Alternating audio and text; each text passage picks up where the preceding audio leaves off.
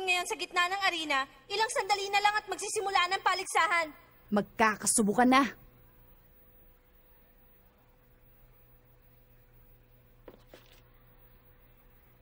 Oras na para lumaban at manalo. Tayo na!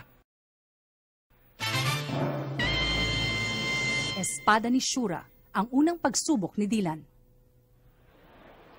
Ang paligsahan ay formal na bubuksan sa loob lamang ng 2 oras. Ang mga kalahok ay inaatasang magtungo na sa kanilang mga takdang lugar. Inuulit ko, ang paligsahan ay formal na bubuksan sa loob lamang ng 2 oras. Ang mga kalahok ay inaatasang magtungo na sa kanilang mga takdang lugar. Master! Ngayon pa nawala si Reka, oh.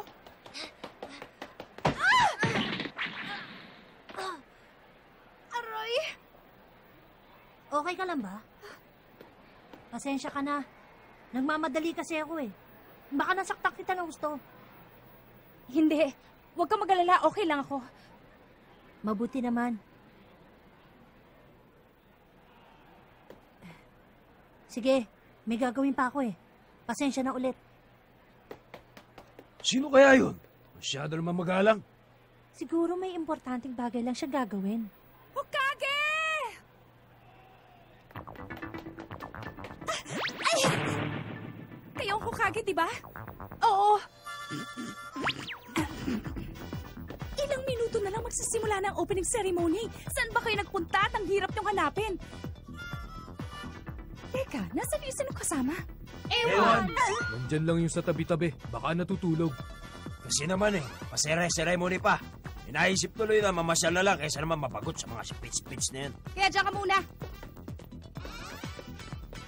Sige, kung gusto niyo ma-disqualify.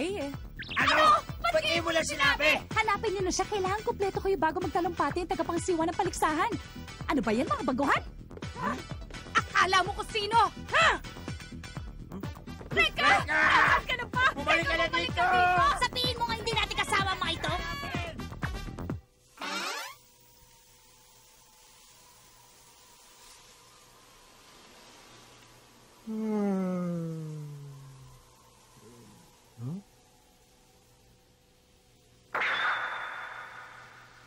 Ano yun?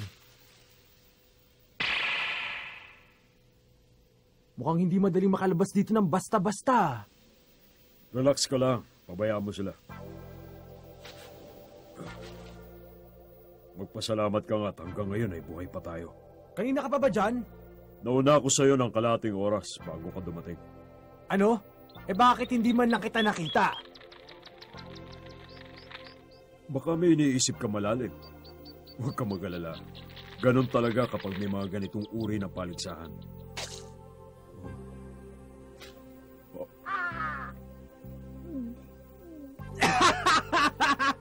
Nakakatawa ka!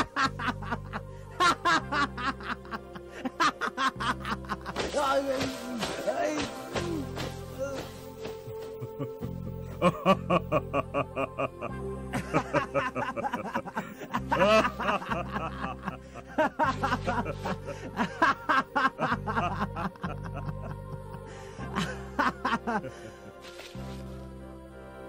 Para tayong mga siraulo, no? Okay lang sa akin yun. Kahit na alam natin magkalaban tayo sa paligsahang ito, pwede pa rin naman tayo magsaya. Hindi ko lang alam kung mabait ka talaga. Oh, isip bata ka pa rin. Rico, hindi ako isip bata, no? Siya nga pala, ako si Kukay. Mula sa pangkat ng Ku sa Tohoku. Ako si Reka na busy ng Hokage team. Master! Oh, Saicho, ano problema? Kasi, Ganun ba? Reka Hanabishi! Kailangan daw natin dumalo sa pagbubukas ng paligsahan. Ha? Kailangan pa ba yun? Nandito na mga kaibigan mo para sunduin ka. Ira! Nandito ako sa taas! Malaki ang posibilidad na magiging magkalaban tayo, hindi ba? Sigurado magiging magandang laban yon. Sigurado. Teka, yun yung lalaki kanina. Kuya Reka!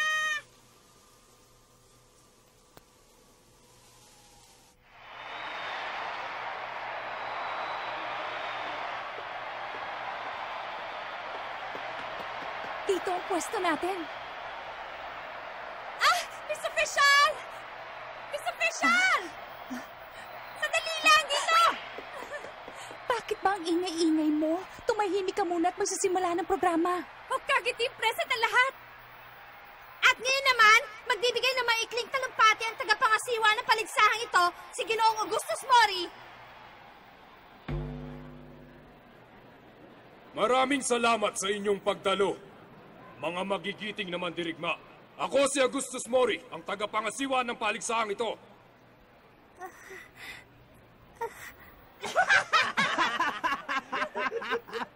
Ako si Augustus Mori, ang tagapangasiwa. Arte-arte mo talaga, Augustus Mori. Alam kaya nilang ginagawa nila. Huwag kayong maingay kung hindi kayo tumahimik, palalabasin ko kayo! Baka bumigay na utang sa sobrang takot! Reka, Mapupunta sa magwawagi ang lahat ng gantimpala. Subalit, walang ititira para sa mga talunan. Ano? Nais nyo pa bang lumaban?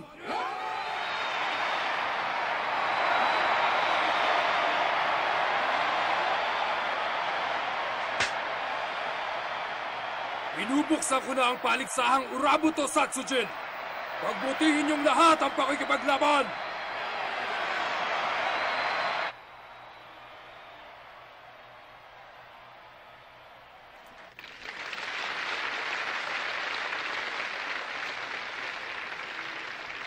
Ginoong Mori, sana naman mas maging maganda ito sa nakaraang paligsahan. Oo nga. Huwag kayong mag-alala. Pero ang paborito pa rin namin ay manalo ang inyong anak. Mula sa pangkat ng Uruho Korinai, di ba? Hindi ako nakinig sa payo mo noon, kaya malaki ang natalo sa akin. Malaki. Ngayon, mananalo ka na. Iniutos ko sa pangkat ni Corey na sa bandang huli na pumasok sa paligsaang ito. Nang sa ganun, ang pinakamalakas ang makalaban nila. Ganun ba? Bakit hindi mo ituro sa amin ang iyong paboritong pangkat bukod sa iyong anak? Kailangan pa ba? Bueno. Opo. Masdan ninyo ang team number 64, ang Hokage team. Sila ang tinatayang Dark Horse sa paligsaang ito. Pero imposible. Baka naman nagbibiro ka lang. Mukha pa sila mga batang musmos. Si Ginoong Mori talaga. Masyadong palabiro. Muntik na akong maniwala sa sinabi niya.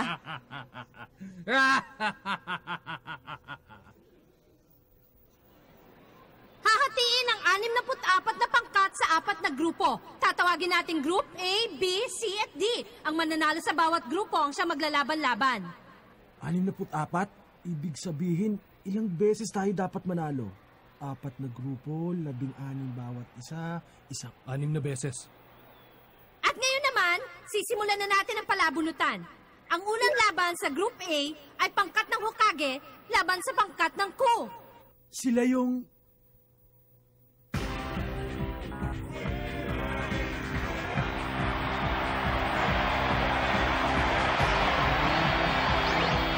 Ipinagkikilala mula sa Red Corner ang Hokage Team!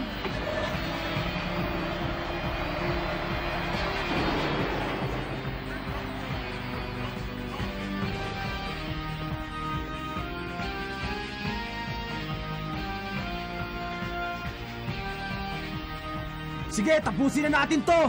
Yeah! pagbutihan mo, Reka. Pagbutihan ng lahat. At ngayon naman sa Blue Corner, ipinakikilala ang Ku Team!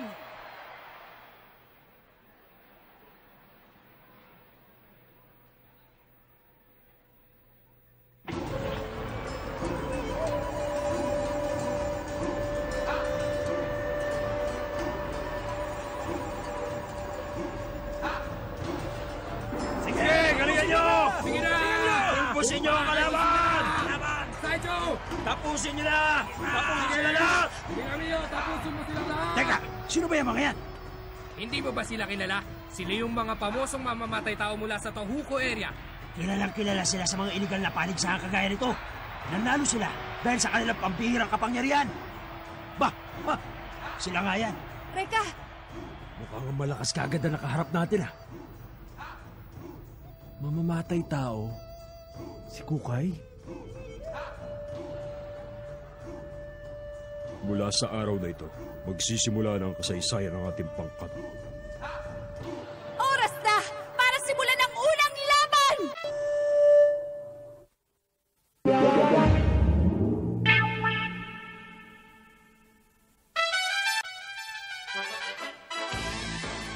Unang round, Hokage Team, Dylan Mikagami, laban kay Daikoku ng Ku Team.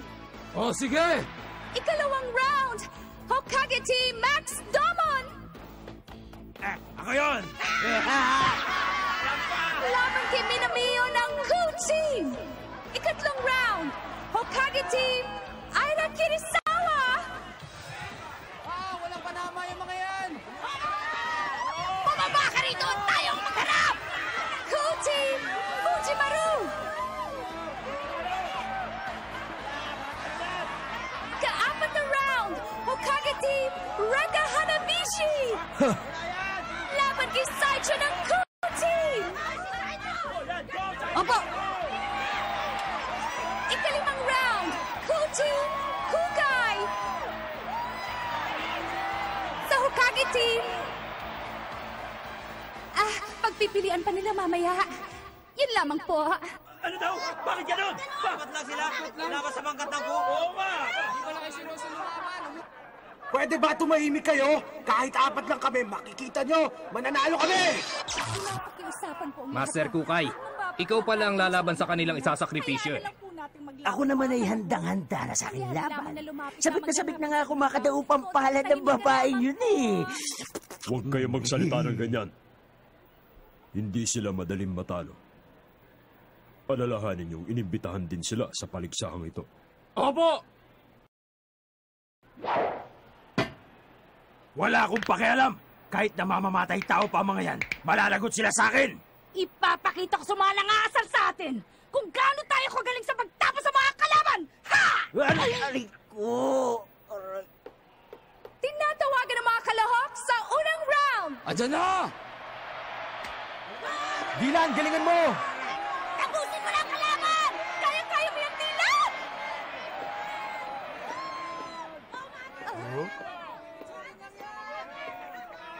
Bakit? Ano ba, Dylan? Hindi pa nag-uumpisa, tumatakbo ka na. Ikaw lang gumagawa nun. Ha? Ano sinabi mo?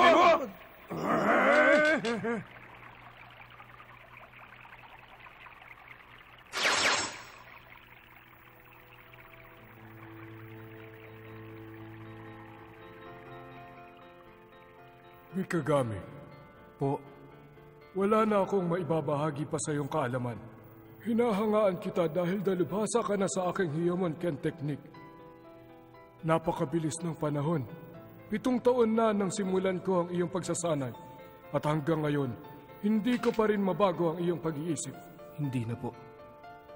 Paghihiganti. Yan ang pinatutunguhan ng iyong espada at magdadala sa iyo sa landas ng Shura.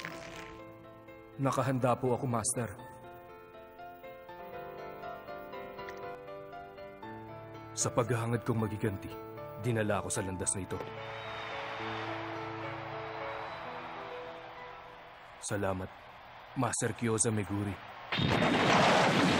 Isa ka pala sa gumagamit ng espada, ha? Yaw! Hop!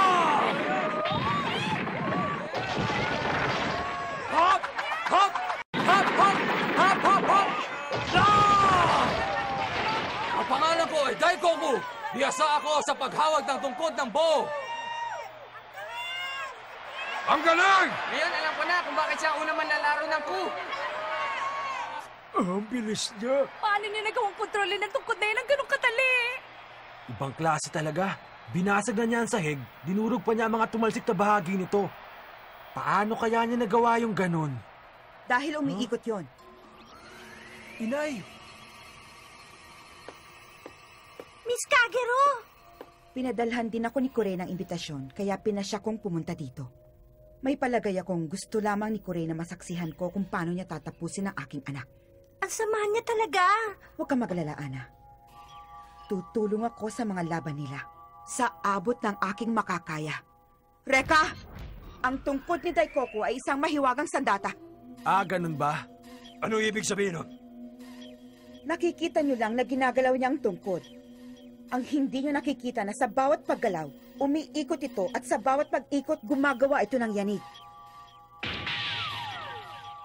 Kapag yumayanig ito, paulit-ulit nitong binabalik ang mga tira o tama nito.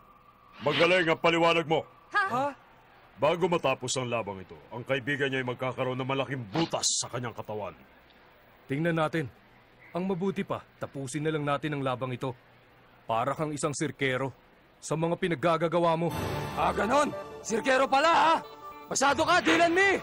Kahit ano pa ang pangalan mo, hindi ka sasanduin ng tungkod ko! Humanda ka ngayon! Yeah! Handa na pala sila! Simulan na!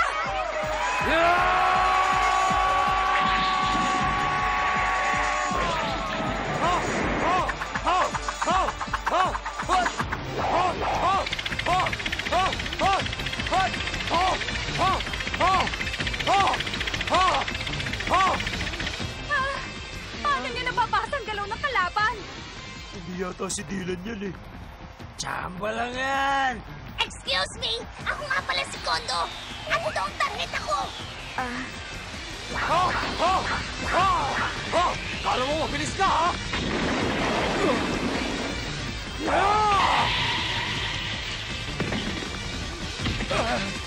Dylan!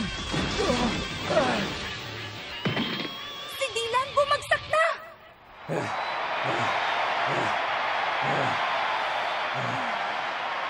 Tapos na ang laban. Hanggang dyan lang naman pala sila eh. Buti nga. Nagsisimula na ngayon ang pagsusupil sa pangkat ng Hokage. Ang pangkat ng Ku ang pinakamalakas na mandirigma sa lugar ng Tohoku. Hindi na masamang kalaban para malaman natin ang galing ng pangkat ng Hokage. Tama ka. Ang kanilang pinuno na si Kukai ay may kakayahan katulad din ng isa sa ating pangkat. Kailangan matalo ng mga Hokage ang kanilang mga kalaban. Dahil kailangan kong tapusin ang aking sinimulan, 400 taon na ang nakararaan. Okay ka lang? Dylan! Okay ka lang ba? Nasaktan siguro siya na gusto! Patay na yata eh. Yan naman ang gusto mo, di ba? Tinamaan siya, pero naiwasan niya ang pamatay na tira, kaya siya bumaliktad. Nakakatawa naman. Pero ganun pa man, hindi na magtatagal ang laban. Dylan, tingnan mo. May sugat ang binti mo. Ang binti ko? Oo nga, no. Diyan pala ako tinamaan. Bakit mukhang kalmado ka pa rin? Huwag mong sabihing lalabang ka pa niyan. Ang yabang talaga ng isang tong. Huwag mo nang ituloy, Dylan. May tama ka na kaya mahihirapan kang iwasan ng mga tira niya. Kami na lang ang bahala sa ibang mga laban, Dylan! Salamat na lang. Pero sigurado ako, hindi na niya ako tatamaan ngayon. Alam niyo ba kung paano patigilin ng electric fan? Nabaliw na yata. Dylan, may koneksyon ba yan sa labang ito? Para tumigil? Eh di patay mo. Titigil ang electric fan pag nag-brown out? Ano ba yun? Ipapakita ko sa inyo ang aking sagot. Gamit ang aking Ensui. Sumuko ka na, Dylan! Ay, Goku! Tapusin na yung hambog na yan!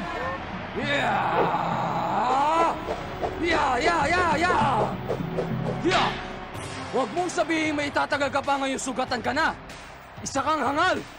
Nakakaawa ka namang nilalang, Dylan. Pagbibigyan kita, patatahimikin ko na yung bibig mo. Ogi Technique! 100 strikes!